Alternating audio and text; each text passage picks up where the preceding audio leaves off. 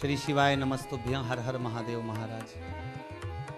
आज कथा कह रही है शंकर भोलेनाथ ओघरदानी की। व्रत कार्तिक महात्म कहता है महाराज, शनिवार के दिन यदि भगवान शिव की आराधना की जाए, यदि शनिवार के दिन शंकर को जल चढ़ाया जाए तो मनुष्य की जीवन यात्रा में कभी अकाल मृत्यु नहीं होती।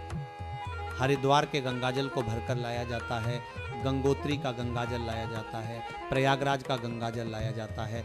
जहाँ जहाँ भक्त जाते हैं वहाँ का गंगाजल लेकर आते हैं। लेकिन महाराज एक जगह का गंगाजल कभी नहीं लाया जाता और वह है काशी। क्यों नहीं लाते काशी का गंगाजल? क्योंकि काशी की गंगा में छोटे छोटे जीव रहते हैं। उस भूमि की रज में जीव होते हैं और वे जीव पुण्यात्मा होते हैं, जिन्होंने जाने कितने जन्मों तक तप किया होता है, तब जाकर उन्हें काशी में जन्म प्राप्त होता है। वे जन्म इसलिए लेते हैं कि काशी में प्राण त्याग करके वे मोक्ष पा सके। और यदि हम उन्हें गंगाजल में भरकर ले आते हैं महाराज, तो वे जीव हमें बद्दुआ देते हैं। मैं तो मुक्ति के लिए काशी में रह रही थी, तू मुझे अपने पात्र में भरकर क्यों ले गया? इसलिए थोड़ा मनन, थोड़ा मंथन आवश्यक है। यदि भगवान की भक्ति को पाना है, भगवान के स्मरण को पाना है, तो थोड़ा मंथन करना ही पड़ेगा महाराज। भगवान से निवेदन करना चाहिए, प्रभु मुझे मेरे भाग्य का ही देना, मुझे दूसरे के भाग्य का नहीं चाहिए। माता पार्वती बोली, हाँ बेटा क्या बात है? कार्तिकेय बोले, माँ पिताजी कहाँ हैं? माता ने कहा, बेटा सब मेरे साथ खेल रहे थे, हार गए और कहीं चले गए। भगवान कार्तिकेय ढूंढते ढूंढते गंगा के तट पार पहुंचे, नीलकंठेश्वर महादेव के स्थान पर। वहां भगवान शिव भस्म रमाकर अत्यंत शीतल मुद्रा में विराजमान थे। कार्तिकेय ने देखा पिताजी का शरीर भस्म से आच्छादित वस्त्रहीन। कार्तिकेय बोले, पिताजी ये कैसी दशा बना रखी है? शिव बोले, बेटा ये तेरी मैया की कृपा है।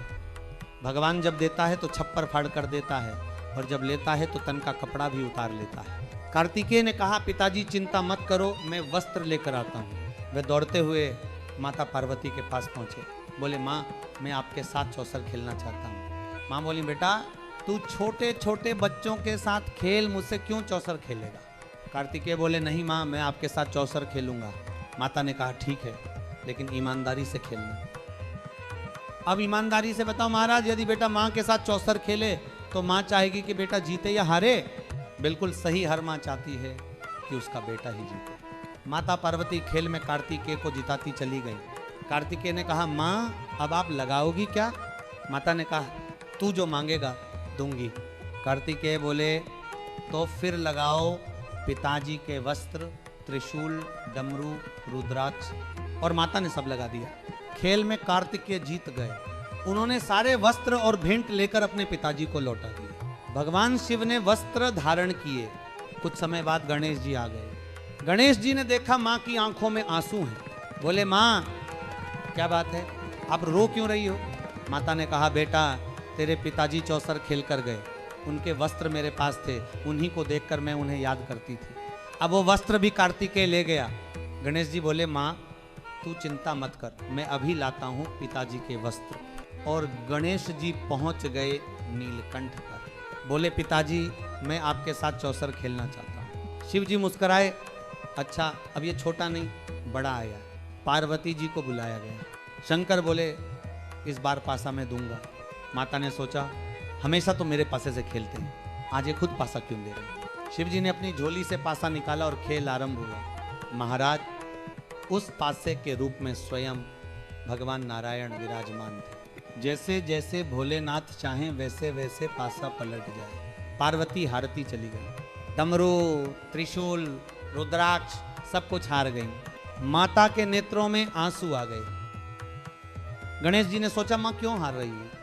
उन्होंने अपने वाहन चूहे को कहा, जा पता लगा। चूहा गया और देखा पासा तो नारायण हैं। चूहा बोला, प्रभु ये तो विष्णु भगवान हैं। गणेश जी ने कहा, जब अगली बार पासा पटके तब तुम उनका पैर कुतर देना। जैसे ही शिव जी ने पासा पटका, चूहे ने जाकर पैर कुतर दिया। पासा टूटा और उसी क्षण नारायण जी प्रकट हो गए। शिव बोले, अरे नारायण मैंने कहा था पासे बने रहना, प्रकट क्यों हो गए? नारायण बोले, प्रभु ये तो आपके गणेश जी का किया हुआ है। माता पार्वती क्रोधित हो उठी, बोली, नारायण आपने मेरे साथ छल किया है और रावण को भी साथ बैठाकर निर्णय दिलवा रहे हैं। तो सुनो श्राप हे विष्णु, लंकाधिपति रावण का वध तुम ही करोगे और तुम्हें नर्तन में पृथ्वी पर आना पड़ेगा। और कार्तिकेय से बोली, तू छोटा होकर भी इतना बड़ा विचार रखता है, इसलिए तुझे श्राप देती हूं, तू जीवन भर छोटा ही रहेगा। इसलिए महाराज कार्तिकेय सदैव कुमार रूप में ही पूजे जाते हैं। अब आगे सुनिए महाराज, शनिवार के दिन जो पीपल के वृक्ष के नीचे सरसों के तेल का दीप जलाता है, उसे शनि महाराज कभी कष्ट नहीं देते। और यदि किसी को भारी रोग हो, अच्छे कर्म करने पर भी विपरीत फल मिल रहे हों, तो उपाय है पीपल के वृक्ष की छाल को घिसकर चंदन बनाइए, उसी चंदन से भगवान शंकर का अभिषेक कीजिए, फिर उसी घिसी छाल का तिलक पिपलेश्वर महादेव का नाम लेकर शंकर जी को लगाइए और थोड़ा सा अपने मस्तक पर भी लगाइए। धीरे धीरे विपरीत दशा सुधरने लगेगी महाराज। अब सुनो, पिपलेश्वर महादेव भगवान शंकर का एक रूप है, पिपलाद अवतार के नाम से प्रसिद्ध। उन्होंने दरिद्रता से कहा, हे दरिद्रता, यदि कोई मनुष्य पीपल के नीचे 7 दिन तक नियमित रूप से आता है और उसके हाथ में कोई सामग्री होती है, जल, शक्कर, आटा, कुछ भी, तो तू उसके घर में प्रवेश नहीं करे। इसलिए महाराज याद रखो, पीपल के पेड़ के नीचे कभी खाली हाथ मत जाना। खाली हाथ गए तो दरिद्रता तुम्हारे साथ लौट आएगी। अब सुनिए, छत्तीसगढ़ की पंचकोशी यात्रा, उसमें 5 महादेव विराजमान हैं। श्री फिकेश्वर महादेव, चंपेश्वर महादेव, ब्रह्मेश्वर महादेव, कोपेश्वर महादेव, परेश्वर महादेव। इनमें मूल महादेव हैं चंपेश्वर महादेव। यह वही स्थान है जहां भगवान शिव स्वयं प्रकट हुए, किसी ने उन्हें स्थापित नहीं किया। जैसे 12 ज्योतिर्लिंग स्वयं प्रकट हैं, वैसे ही चंपारण के चंपेश्वर महादेव भी स्वयंभू हैं महाराज। अब सुनो, जो मनुष्य दूसरे के हिस्से का लेता है उसके साथ क्या होता है, ये भी शिव महापुराण कहता है। एक देवता थे जिन्होंने दूसरे का हिस्सा खाने का प्रयास किया और आज तक लोग उनसे डरते हैं, वे हैं शनिदेव महाराज। सूर्य नारायण भगवान ने अपने पुत्रों को बुलाया, यमराज, शनि, तप्ती और सबको हिस्सा बांट दिया, पर शनि संतुष्ट नहीं हुए। उन्होंने भाइयों का हिस्सा हड़पना शुरू किया। सूर्य देव की आंखों में जल भर आया। उन्होंने कहा, हे भगवान, मेरा पुत्र इतना असंतुष्ट क्यों? शंकर जी को यह बात ज्ञात हुई। वे गए और बोले, ए शनि, तू अपने भाइयों का हिस्सा क्यों ले रहा है? शनि बोले, ए शिव, आप मुझे नहीं जानते, मेरी दृष्टि का प्रभाव जानिए। शिव बोले, और तू ये नहीं जानता कि तेरी दृष्टि ऐसी क्यों हुई? शिव बोले, तेरी पत्नी ने तुझे श्राप दिया था क्योंकि तूने कभी उसकी ओर दृष्टि नहीं डाली थी। उसने कहा था, जिसने मुझे न देखा उसकी दृष्टि कुदृष्टि बन जाएगी। शनि बोले, ए शिव, मेरी पत्नी की याद मत दिलाओ। शंकर मुस्कुराए। अच्छे से अच्छा सुरमा भी चुप हो जाता है जब उसकी पत्नी को सामने ला दिया जाए। शिव बोले, अब बता, हिस्सा छोड़ेगा या नहीं? शनि बोले, नहीं छोड़ूंगा। शंकर बोले, ठीक है, फिर परिणाम भुगत। शंकर भगवान ने शनि महाराज को पीपल के पेड़ की जड़ के नीचे उल्टा लटका दिया पूरे 19 वर्ष तक।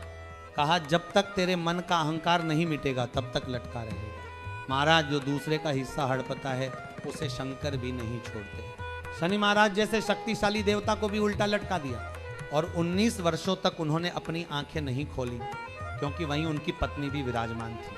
अंततः जब पश्चाताप हुआ तब शनि बोले, प्रभु अब नहीं करूंगा। शिव बोले, वर मांग।